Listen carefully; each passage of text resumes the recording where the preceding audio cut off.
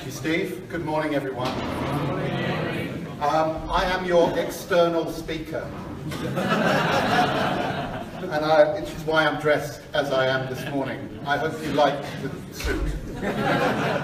Frankly, I find it a little difficult to be sitting in a room with, or standing in a room with all of you and not having something around my neck.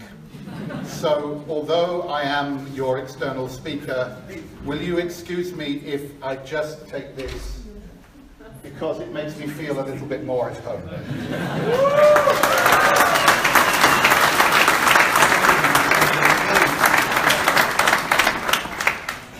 It is such a pleasure to be with you today and to be reflecting on Scouting in 2017.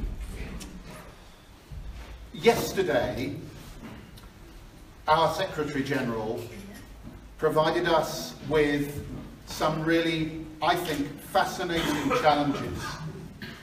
Don't you? I thought that he really questioned us.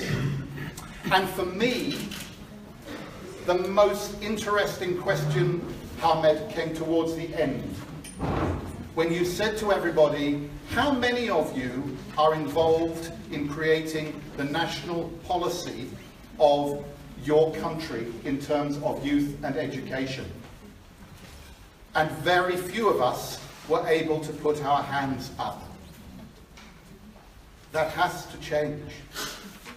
That has to change. For the last 6 years, as Secretary General of another organisation, I have had the extraordinary privilege to be able to look at Scouting through a different lens from the one that I have normally looked at it through. And what I'm going to talk about this morning is examining Scouting through a number of different lenses. And maybe the way in which we look at Scouting might help us to communicate what we really do to policymakers in our various countries. Because, you see, in many of our countries, this is what people think Scouting is about. I don't think that that is a picture of the planning team of the Congress. Although I can see Stephen Peck on the front row.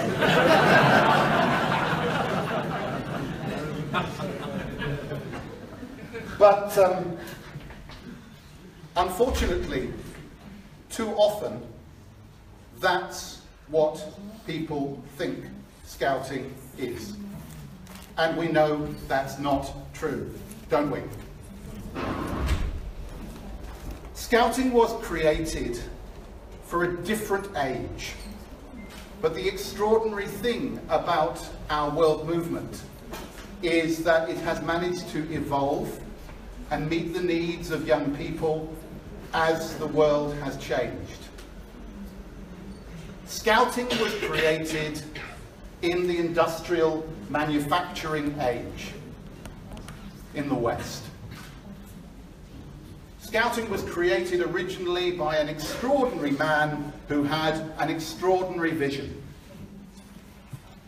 But we have moved through a number of different spaces over the last 100 and more years. And the world is so different from the world that Baden-Powell envisaged. We've gone from the manufacturing age through an age of knowledge. In the last 20 years, we have been through digital revolution. But now I think we are in a different space completely. And it's one that we have never yet charted. And that is something that many people are calling the social age. Our young people naturally have the skills to use digital technology. but they're using it in a way that we could not possibly have even dreamt of just 10 years ago. And in Scouting, our responsibility is to help them to live within the social age in a responsible way so that they can grow to become great citizens. So, this is what we are now. This is 2017. Actually, this is 2016. Does anybody recognize it? Elise, where are you? Do you recognize it? This is Roverway in Paris, at Yonville. A gathering last summer of young people that was possibly the most exciting event that I have ever been to in Scouting. Not because there were hundreds of thousands of people there, but because those young people were gathered together and talking about issues and talking about what it means to be a Scout in a way that I have never heard before. And Scoutisme Français did the most magnificent job in facilitating an amazing experience for young people. When I was preparing for this morning, I wanted to think about what it's like to be 14 years old again, which for me is more difficult than for some of you. So I spoke to a number of my friends, and I asked them if they would contact some Scouts in their country. And I was able to collect testimonies from more than 36 14-year-olds from a variety of countries. And we asked them a simple question. What does it mean to you to be a Scout today? And they came back with the most extraordinary answers. Every single one was slightly different, had a perspective that was amazing, but they all had different views about what made Scouting special. And it reminded me of the importance of the diversity of our movement worldwide.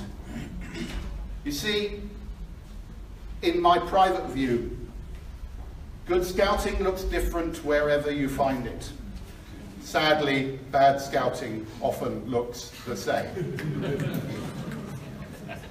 These young people are the representatives of great Scouting.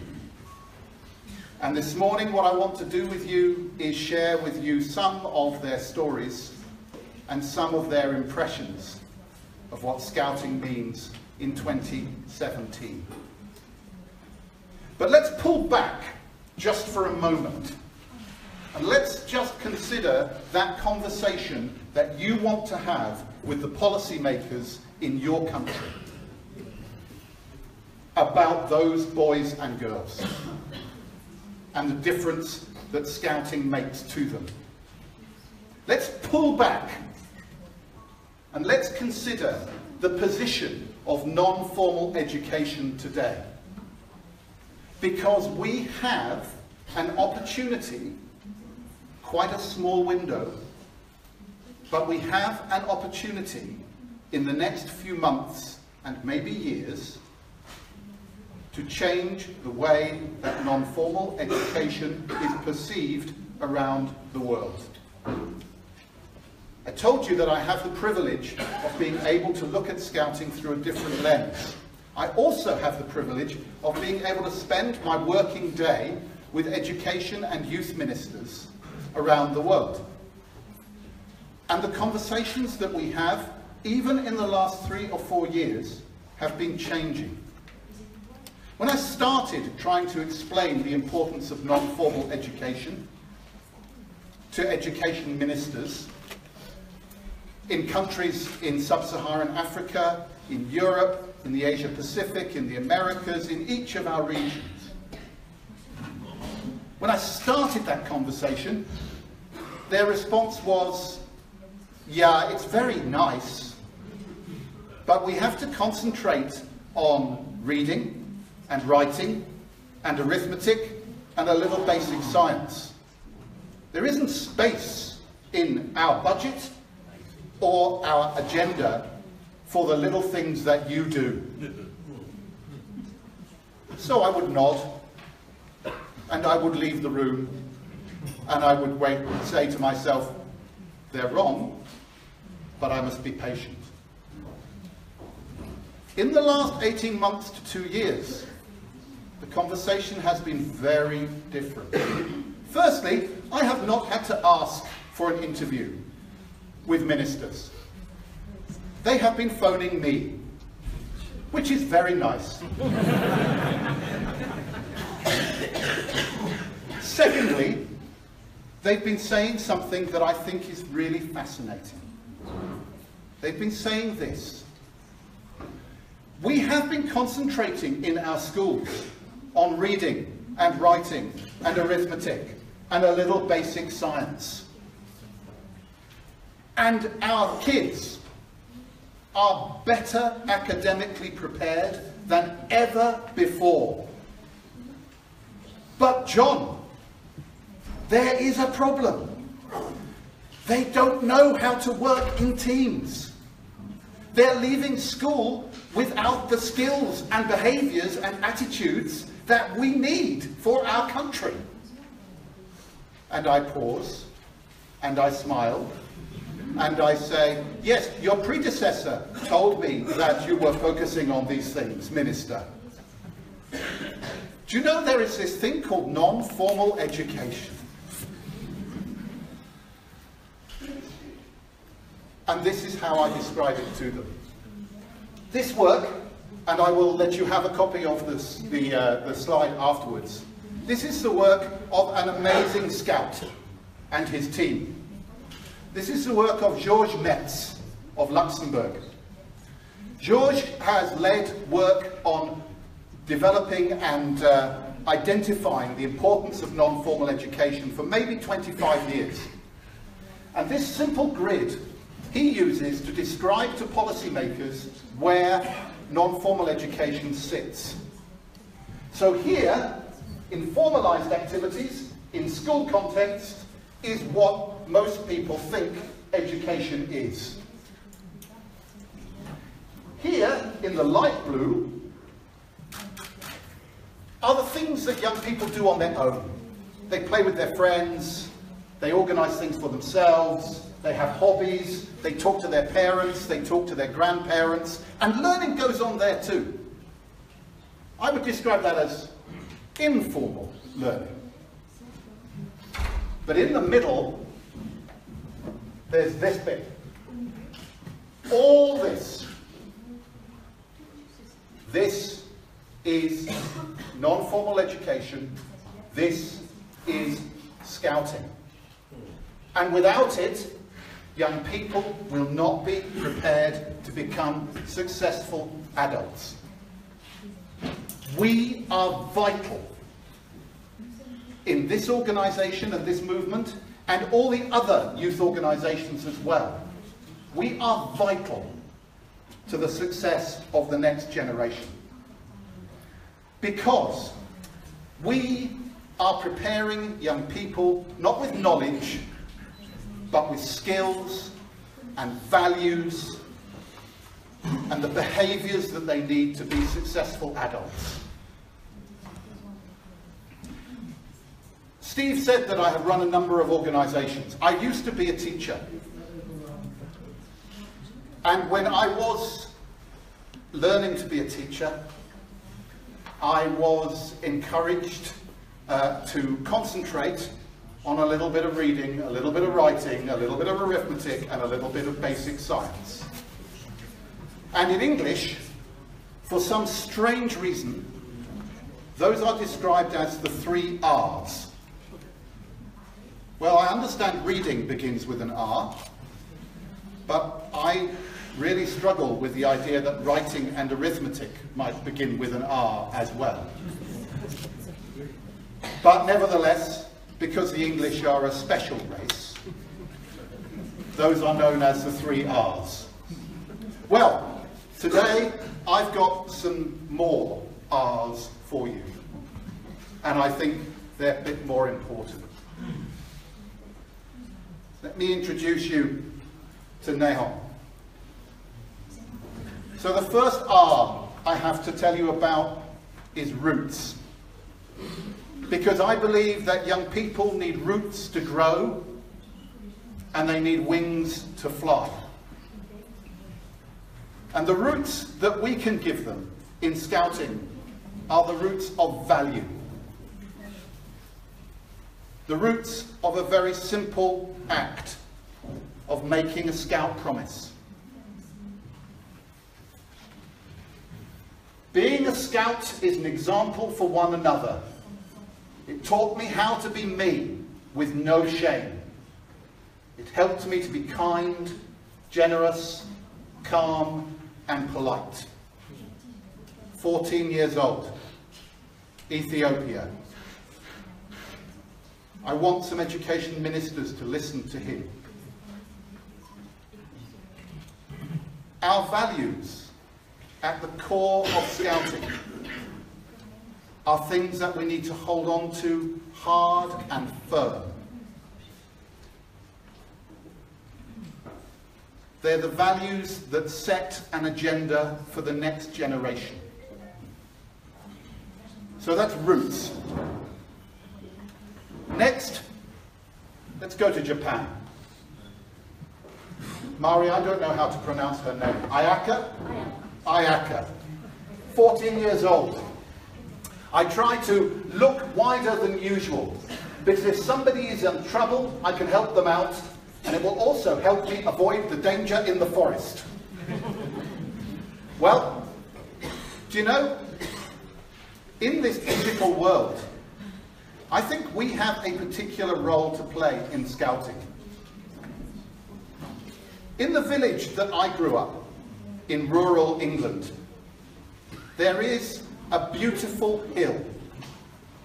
And as children, my mother would push my brother and me out of the door at about 8:30 in the morning, and she would say to us, "Go and play, come back in the evening." And I'm sure that you will have had similar experiences. Well, we used to go to this hill, and we used to run down the hill, and we used to sail little model boats on the river that was at the bottom of the hill. Nobody talked to us about health and safety. And we had the most idyllic childhood. And we learnt that if you run too fast down a hill, you fall over. And we learnt that if you run really fast down a hill and you fall over, you hurt your knees. And we learnt really simple things. And we learnt how to take risks. Today, in many, many countries, our young people don't know how to take risks. Their mums and dads drive them from activity to activity in 4x4 vehicles, and they go on something that I had never heard of called a play date. I have no idea what one is, but young parents tell me they're very important. Our young people are increasingly wrapped in cotton wool, and they don't learn how to take risks and learn from their mistakes. But in Scouting, they do. We encourage young people to find things for themselves, to do things, to fall over, to learn together. We are vital because there is a generation of young people who do not understand the concept of managing risk. So there's another R to learn. This is Benoit. He's a year older. He is therefore much wiser. He is also from France, and consequently he speaks French. So I don't really understand any of the words on that.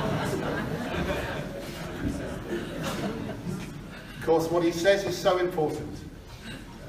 To paraphrase, it's all about the team. It's all about the team. That's more important for the group. Creating that sense of unity amongst each other. Confronting problems together. Finding the answers together. That's what we do with the patrol system. And it's what, of course, when you're an adult, you learn that you have to do in real life. The relationships that we help young people to create in Scouting truly equip them for life. And it's not just the relationships between young people of the same age. We are an extraordinary organisation because we, as Scout leaders, may be the very first adults that a child has chosen to be a leader for them. They cannot choose their parents, they cannot choose their teachers, but they can choose us. And they do, in their millions, around the world. That gives us a very special responsibility. And it's one that is vital to the future of the world. Okay, 2 more. Because 3 R's is not enough. This is Miral, 14 years old, Jordan. Scouts is like a book containing endless pages that holds love, intelligence, cooperation, problems and difficulties. I wish I could have written that when I was 14. But you know, what Scouting teaches young people is to fall over and get up again. When you lose your way with a compass and then you find your place on that map again, you feel like you are 1,000,000 feet tall. Scouting provides some very, very special skills. And we could all find our own stories of how Scouting has made us stronger. And the final R, maybe the most important R, maybe the R that you most need to communicate to policymakers in your country. It's that one. We are more relevant than ever. We can help nations build. And we are doing so, sadly too quietly, every single day. This is James from Australia. Being part of Greenbank Scout Group is like having a huge family who are always there to help each other whenever we can. James lives in a part of Australia that has recently been overcome by flooding. And it was the local scout group, of course, that got people out of their homes, saved their belongings, got people to high ground. That service to the community, those simple acts that we all do in all our countries, position Scouting firmly at the centre of the community and makes us more relevant than others. So, 5 new R's to share. When talking about relevance, I could not avoid sharing with you just one extra photograph.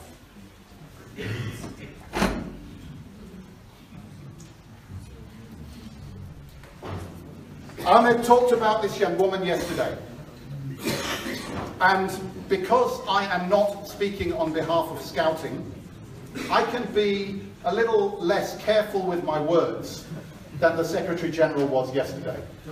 Although the Secretary General is possibly the bravest Secretary General I have yet met.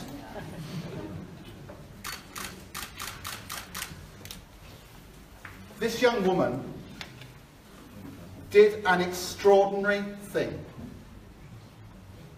She and her friends,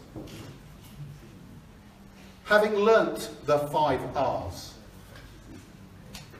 decided that they wanted to take action, and they wanted to take action as scouts. For me, that shows extraordinary bravery.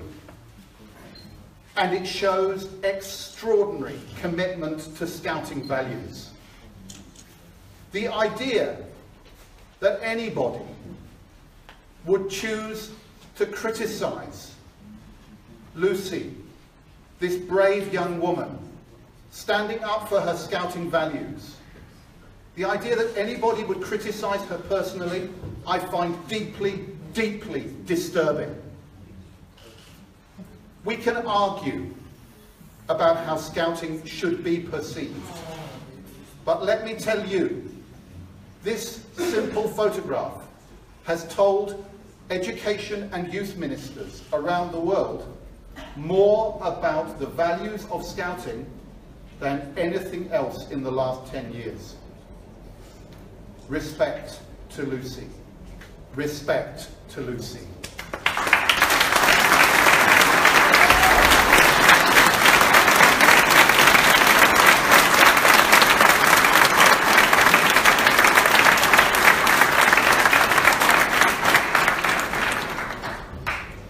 So what are the outcomes that people are looking for from young people today in this social age? Well, I've written them up on the screen. And these are outcomes of non-formal education. They are not specifically outcomes of Scouting. But I think you will agree with me that all of those come through our programs.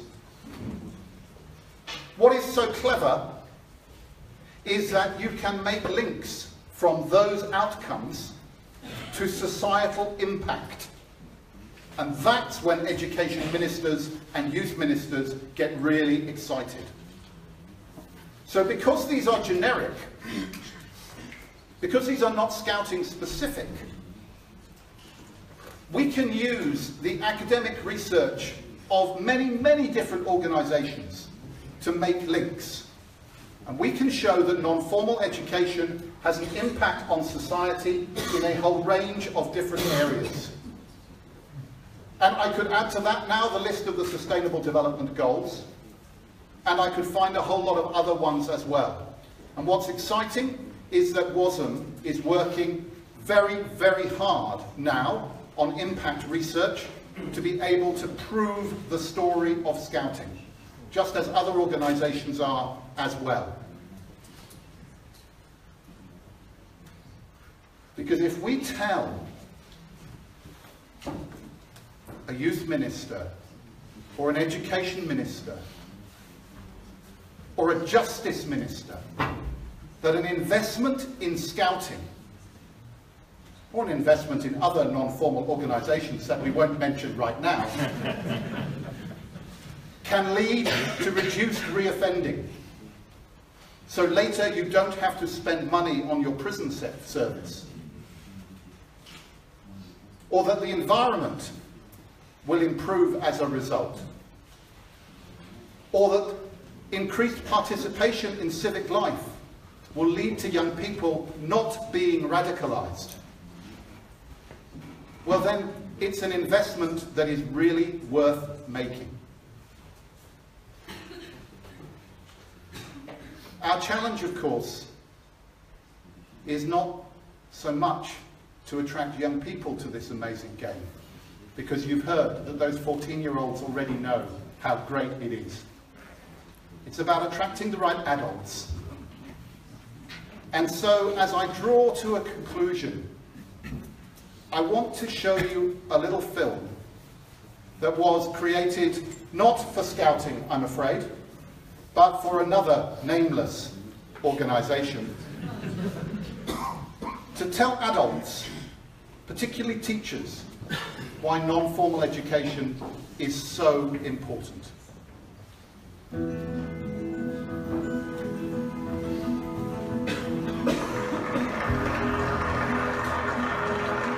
I'm thrilled to be speaking to you here today, on a day that celebrates all of your hard work, your successes and achievements.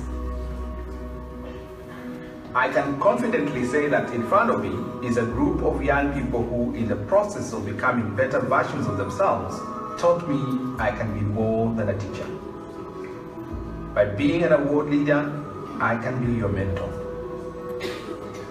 From you, I have learned people are filled with the potential for boundless energy, immeasurable passion, the deepest wells of resilience, and enormous capacity for growth and change.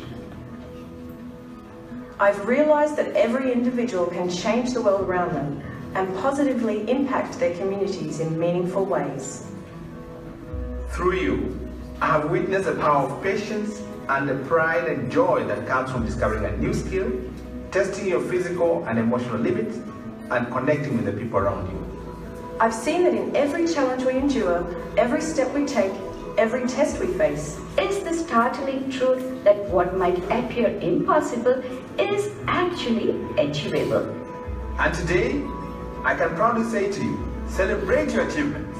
They are a fitting culmination of the hard work, determination, and perseverance you have shown to achieve an award. I hope that the award has helped you discover the world you live in and has given you inspiration to continue to challenge yourself. Believe in action, believe in your ideas, Believe in others, and most importantly, believe in yourself.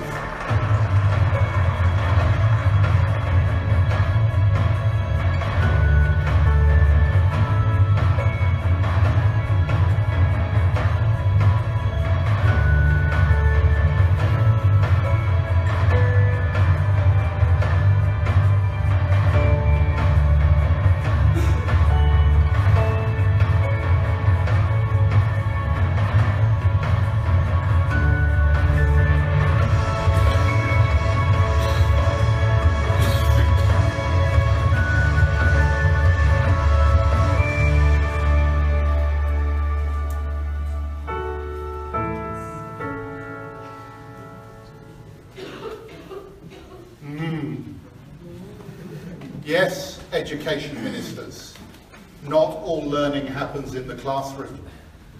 It happens in the fields, it happens in the scout halls, it happens on a Friday evening when it's raining, or when, I'm sorry, I'm thinking of an English Friday evening now.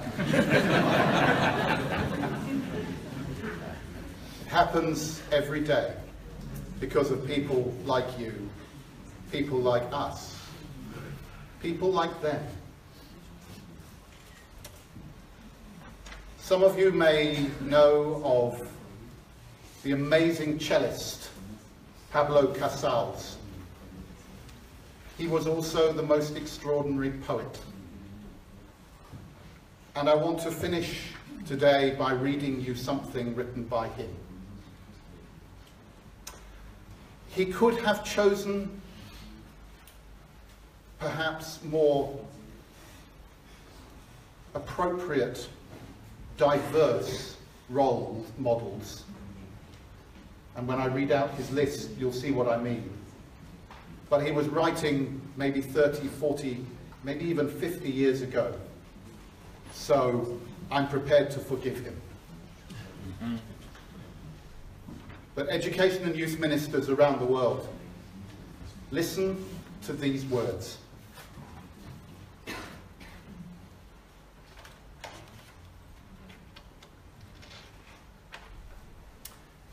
Each second we live is a new and unique moment of the universe. A moment that never was before and never will be again. And what do we teach our children in school?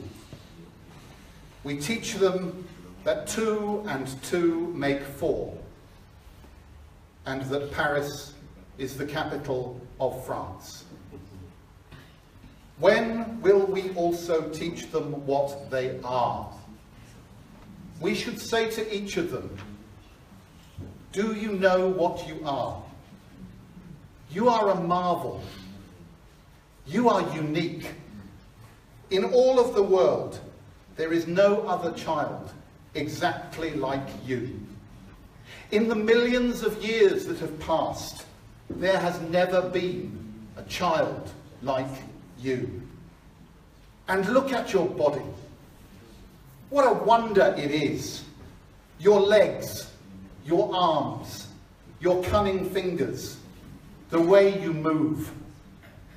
You may become a Shakespeare, a Michelangelo, a Beethoven. You have the capacity for anything. Yes, you are a marvel.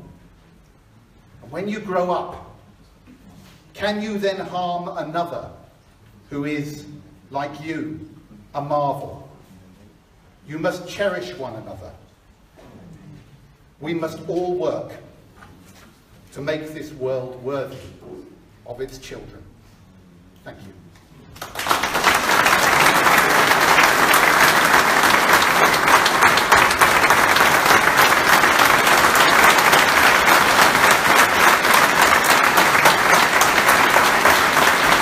Ladies and gentlemen, John May.